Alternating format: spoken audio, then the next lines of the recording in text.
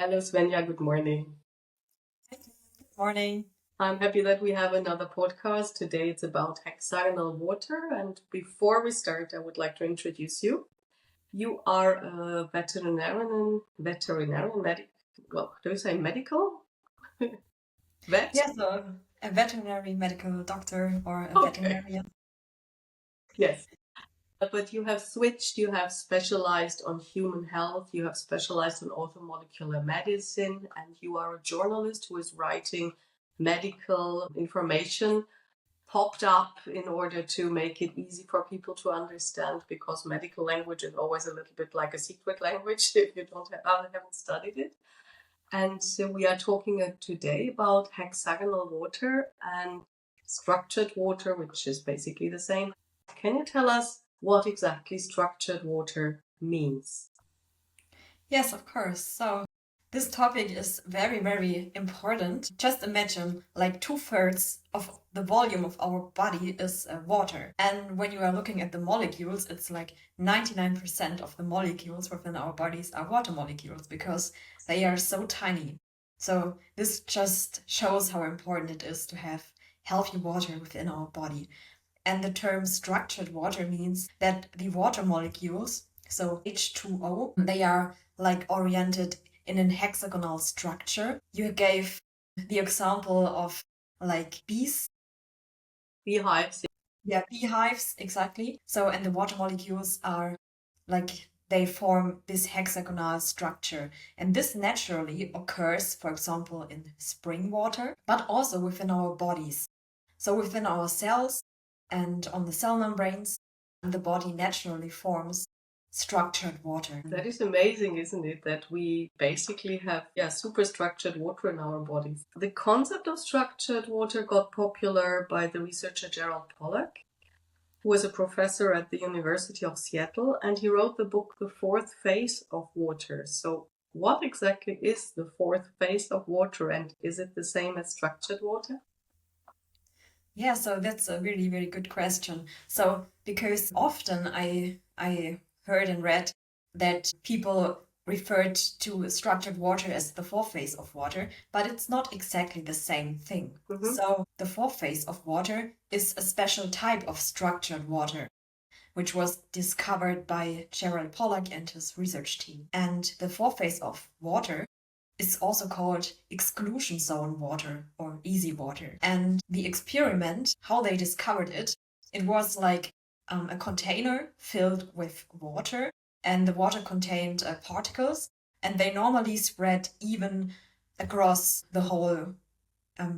The container had hydrophilic walls, so like a material that attracts water in general. And in the setting, they pointed a light on this container, and they found that on the walls there was a so-called exclusion zone forming, a zone where only water molecules were in the end, and all other molecules like minerals or these particles that they analyzed, they were all excluded from this exclusion zone. This is why it's called like this. And the water molecules within this zone, they were organized in a hexagonal structure. So it's structured water, but they also had a negative charge. So this exclusion zone is negatively charged. And it's not H₂O, as we generally know what, it's H₃O₂. And it has these molecules with a negative charge. So it's different normal structured water, which are water molecules in a fluid with a hexagonal structure. This exclusion zone water has a gel-like consistency and and the negative charge. So this was something special. And it forms under the influence of light, especially infrared light. And what they also discovered, and this is really revolutionary, that the exclusion zone water also forms within our body around biological surfaces like cell membranes or around proteins. And yeah, this is really, really interesting. This is amazing. So we half, more or less, half consists of H₃O₂ and then H₂O. And that means that part of our body is really this gel-like substance, which we can't, which is not really the water that we know from what comes out of the tap. Yes. So the water that comes out of the tap is just like an unorganized form of water. Yes. And it's not structured. And of course, it's not an exclusion zone water since it's not around the surface. So what are the causes that lead to a loss of this EZ water, and what can we do to build more of it?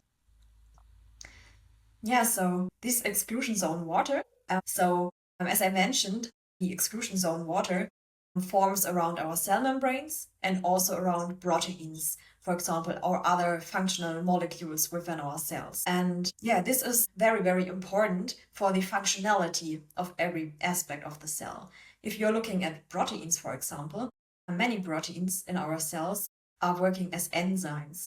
And enzymes are important for every reaction within our metabolism. Like every process of changing molecules in the body is enabled by enzymes. And to be able to function, they need a 3D structure. And yeah, and to build this 3D structure, the exclusion zone water is necessary. So if we are losing exclusion zone water or the body does not produce enough, our proteins and therefore our enzymes can't work properly. And this can lead to many different issues within the cells. So it's like a precursor for disease development in general. And another thing, the cells in our body, they are like little batteries. So they are not neutral, they have an electric charge. And the surface of the cells is charged negatively. And this is really enabled by the exclusion zone water, which has this negative charge. And so, for example, for neurons, we know that they have like minus 70 millivolts of electric charge. Muscle cells, for example, in the heart or in the muscles, they have an electric charge of minus 90 millivolts, so they have more potential. What we also know is that in inflammatory processes or in disease, in every kind of disease in general, the cells are losing this natural potential of the cell membrane. And so this makes obvious that the exclusion zone water has really a huge relevance for keeping the potential and for staying healthy at a cellular level. And besides that, other things are, for example, cell-cell communication. This is also influenced by the exclusion zone water, and also it has antioxidant properties. And this can be relevant, for example, in the mitochondria, because the mitochondria, they are the energy fabrics of our cells. Continuously, all the time, they are producing radicals, so oxidative stress. And the exclusion zone water, which is forming around the mitochondria or within the mitochondria, is one part of the antioxidant defense of the body, basically. So it has really many, many functions for the body. And so your question, how we can build it, and this is so relevant. Causes why we lose the exclusion zone water in the body, for example, a lack of natural sunlight is a big cause. So many people are staying inside all the time. And as we learned from the experiment from Gerald Pollack, is that light, especially infrared light, enhances the production of the exclusion zone water in the body. It helps the production of structured water also in water glasses, for example. And getting natural sunlight, which contains these infrared wavelengths, is very important for our health. So going outside is one important factor, and staying inside all the time is one risk factor for not having enough of it, basically. What's important here to mention is that this research is quite new. It's research of the last 10, maybe 15 years.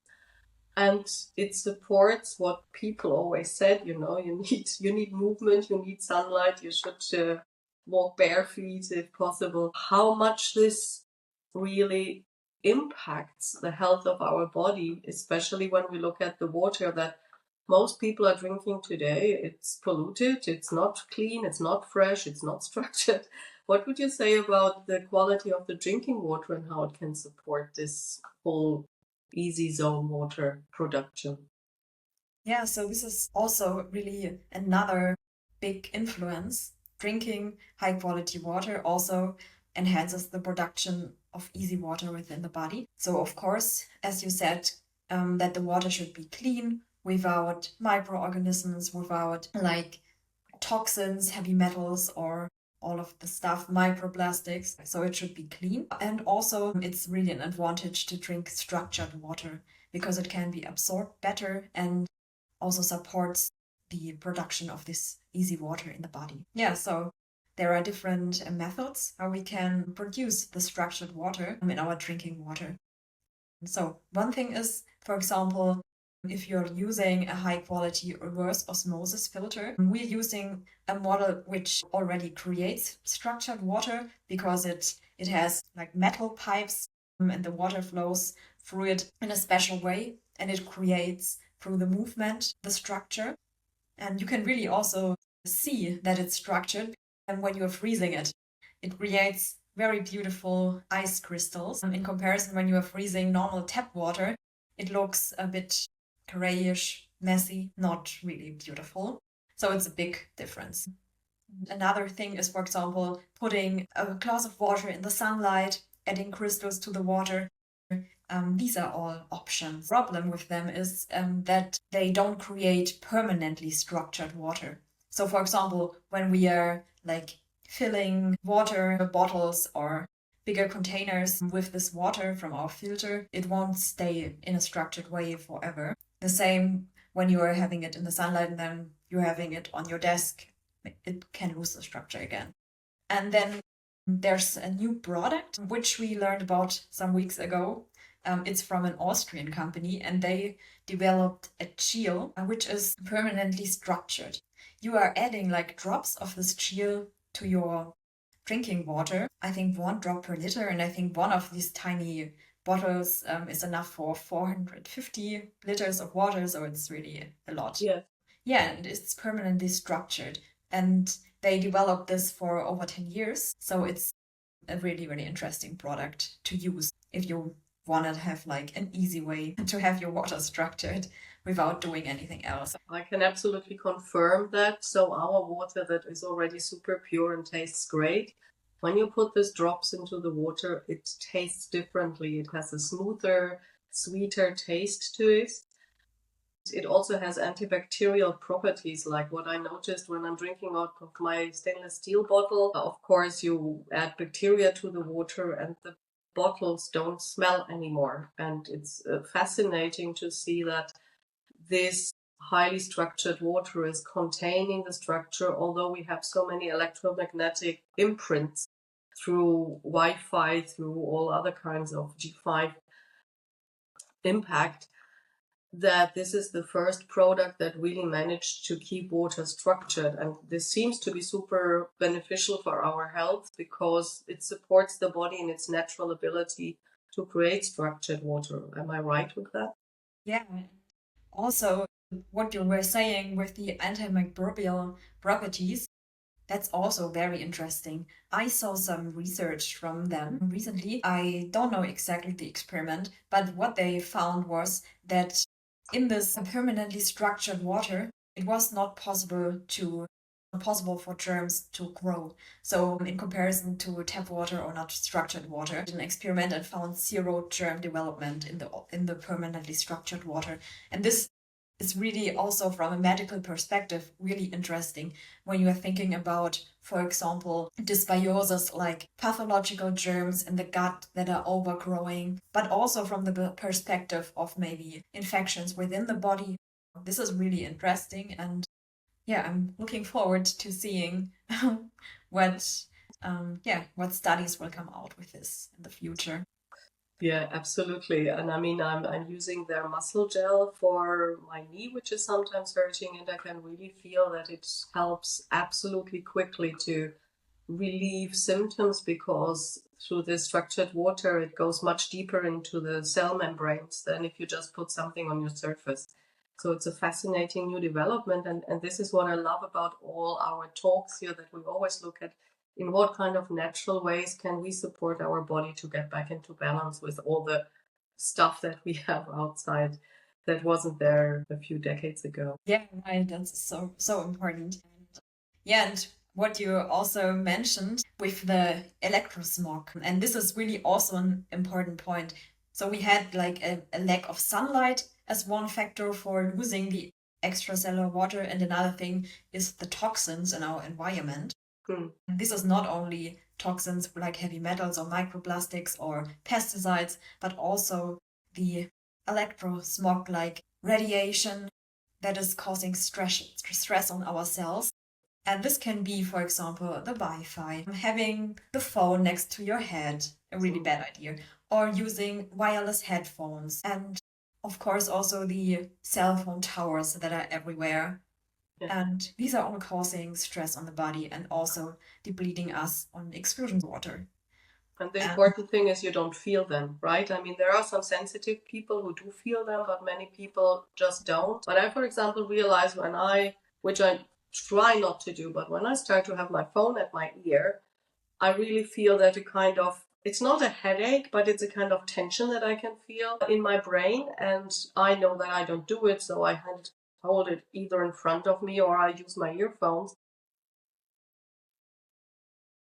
Disrupt all the electromagnetic signals that we naturally would produce in our bodies, and that they are just overriding them. Yeah, they are more powerful. Can we point it that like that? Yeah, I mean, it's disrupting many functions within the cells. Yeah, for example, when you're thinking, okay, it's like causing or destroying exclusion zone water and leading to proteins, enzymes not working well. And this is like disturbing every single cellular function. They are the building blocks, yeah, of our material body. Yeah, so basically it's like disrupting everything. And I mean, it's now even, scientific. It's even proven that it's causing cancer, for example. And yeah, so I mean, we can't avoid this in our modern world, but we can do our best to protect ourselves. So like not having the phone close to the head. I'm also doing the same. I'm holding it a bit far away from me and not close to my head. I'm using headphones with a cable, with a wire. I'm switching off the Wi-Fi at night. I'm also using some devices to protect again. EMF, there are different companies. So people should research it maybe to find something they can even add to their home for protection. And so these are things. Walking in nature, we mentioned. Walking in nature, bare feet if possible, is also helping a lot too. Yeah, so and this sounds a bit like woo, how you say it, for example, like walking barefoot in nature. But it's really, it has a scientific background actually, because we can get electrons from the ground and we need this overload with electrons within our body to build this cellular potential. So yeah, it's important and it can help. So if you have the possibility to walk barefoot in nature, do it. And on the beach, it's socially acceptable. yeah. Yes, Svenja, I think it's a super important topic that we are just opening here now. I mean, it's super fascinating because, as we said, it is so young. So to wrap it up, we have exclusion zone water that is a gel-like, highly structured water all around our membranes in the body that are hydrophils, so they attract water. And this is a super important support for our body because it helps all the metabolic things happening. So we need this water, and the more we have in our body, the easier it is for our body to maintain a state of health or regain it. Can you say a little bit more about what do you see prospectively, how it can benefit our whole organisms if we put more emphasis on this? Yeah, so I would just say it promotes overall health. And if you want to stay healthy in the long term, if you want to age in a healthy way without getting diseases, without getting chronic inflammation, if you want to support your body, you should really think about water. I mean, 99% of the molecules. And that is so in general, this number. it's really a foundation of health. Yeah. Albert St. Gurgi, who was a Nobel Prize winner, he said, "We are water beings. There is no life without water." And I think he's so right with that. It shows more and more within new science that it is absolutely true and not just, a statement like we are born in water. Yeah, so we will link in our description the link to this Austrian company that is making the structured gel that is keeping the structure, although we are surrounded by disrupting elements in our lives. And we will also link to the TED talk of Professor Dr. Gerald Pollack, where he describes in 20 minutes that we are beings of light and water, and this is our natural battery. I think one thing we forgot to mention is that the surface water around the cells is then negatively charged, and the other water where all the molecules go, it's basically positively charged. And there we have it's kind of natural battery, isn't it? Yes, exactly. And this battery forms and gets enhanced under the influence of light. And this is really something very interesting to imagine because, our cells can get energy through light, basically. And water also holds energy. And this is really something new as a concept. Absolutely, yeah. And it's especially the infrared light spectrum that you said that is enhancing this process inside the body. Yes, so that was what they found, as I understood it, that near and far infrared light especially was supporting the formation of the exclusion zone. And this is also why red light, one of the many reasons why red light panels are so helpful in wintertime when you're not wearing short clothes and you're not having as much sun exposure. It's really a helpful thing to support yourself with red light therapy. It's good for the formation of the exclusion zone water and also for mitochondrial health, especially. And not harmful at all. No side effects. Yeah, who wants to learn more about the health of the cell membranes? Watch our last podcast that we did 10 days ago, where we were talking about how is the structure of our cells built and how can we support the health of these membranes, because they are crucial for the absorption of all the vitamins, minerals, supplements, and also detoxifying the body. And we are looking forward to hear from you what you would like to learn next on our podcast. Interesting questions you have, so we can dive deeper into how we can support our health in a natural way. Thank you, Svenja, very much. We see each other soon and enjoy your day. Thank you so much for having me. And I'm looking forward to the next episode. Thank you. Bye. Bye.